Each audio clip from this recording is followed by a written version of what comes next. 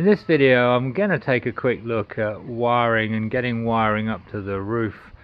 Did have a couple of questions and actually a request to do this one, so thank you for the suggestion.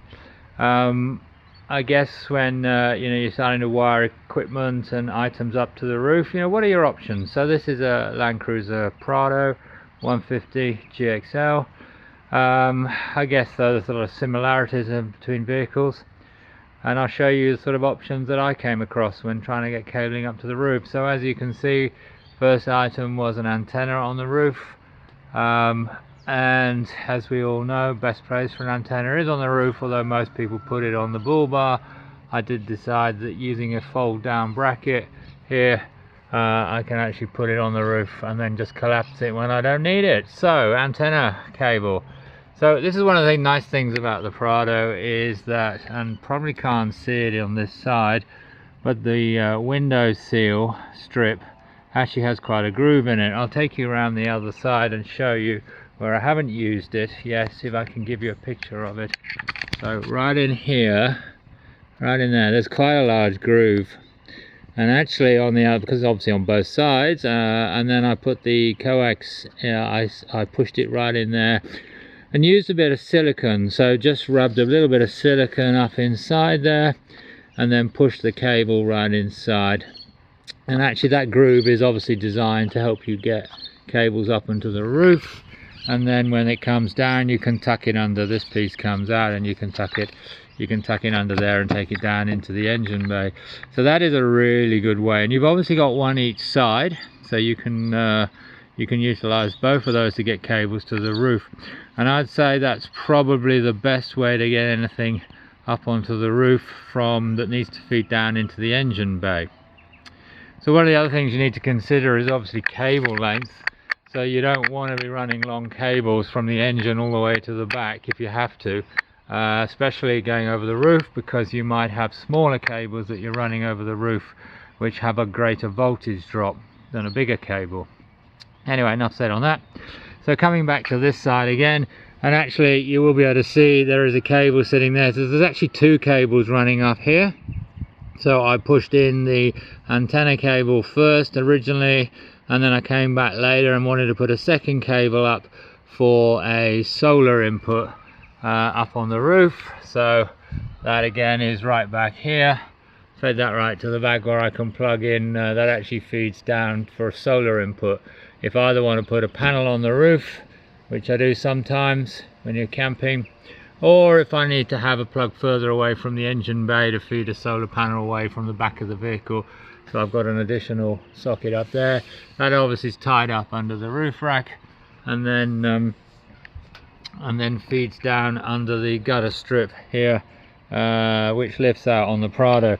Now, one word of warning on this strip, and I found to my own consequence. So this rubber strip here you can pull out and obviously lay the cables underneath it, but the problem with that is that when you lift it out and put it back, once there's a cable underneath, you can't actually sit it down very tight anymore.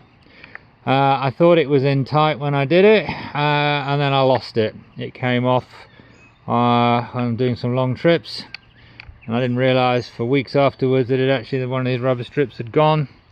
To get another one was a mission, and they're pretty expensive. Actually, you had to get it from overseas. It was cheaper than here than in Australia.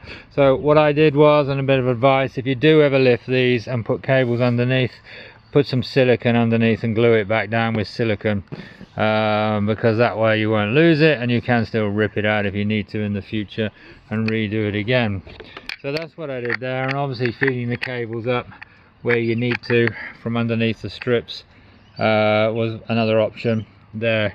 The other option I've heard people do is use the Snorkel, and then feed down into the Snorkel. And I guess you could do that because you could feed up to the bracket here, and then you could drill into the Snorkel, run your cable down inside the Snorkel, and then you'd need to come out up here, right up here, and you'd have a bit of a gap, and you could tuck under the rubber again up here.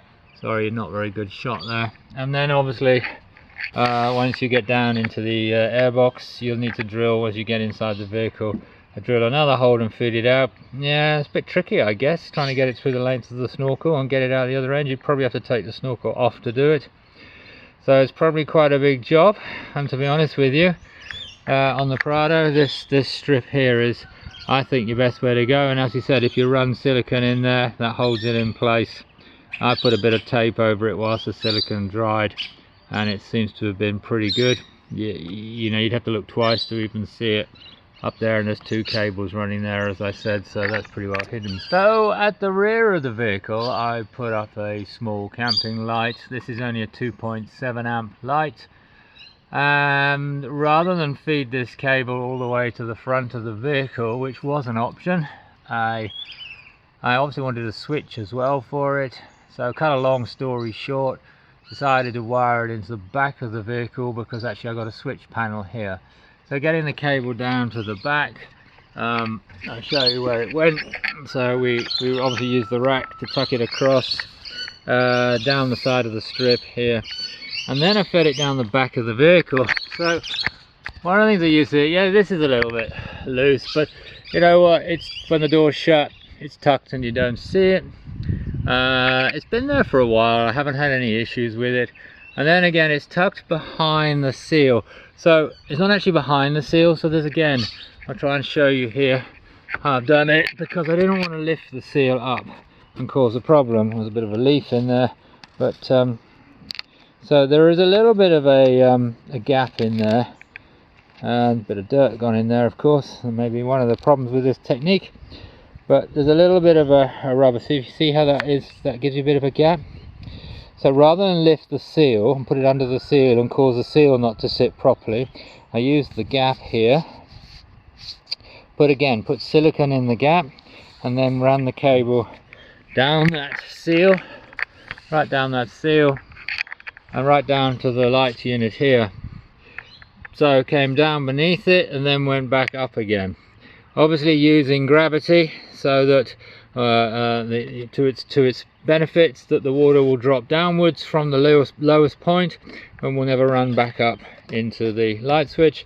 There's a grommet behind the light housing, and that then enabled me to take it straight through and catch it from behind, and my switch panel is here. So hence I had a switch panel here, and that enabled me to wire it straight back and use the switch panel here and the wiring that I have built in there. So that kept the size of the cable down quite small, because the cable run was short, and it keeps it tucked out the way nicely and not too many wires at the front. Anyway, so those are sort of my options there for getting cables up to the roof. I know that some people have talked about making holes in the roof. I have to say I find that a little bit extreme. I think either the snorkel or using the front windscreen seals is probably the best way to go. Whilst we're at the back, just quickly, if you ever put anything on the back door of the Prado, and I've got a camera here that's wired through, you can pull all the plastic covering off the door, use the cable feed here into the door, feed it through and get into the side here. This is a nightmare to get in here, by the way, I warn you.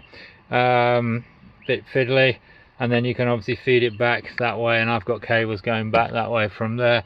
I use draw wires through here to pull cables through, because to get this panel right off is very difficult indeed. But anyway, that's the rear door, if you ever want to do anything on the rear door. And incidentally, if you ever run anything across the back here, you have to take this all apart and take these covers off here underneath. You have to take all this off.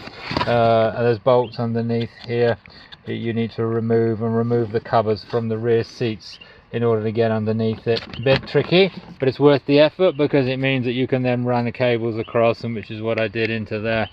But anyway, that's a bit of cabling on the Prado 150.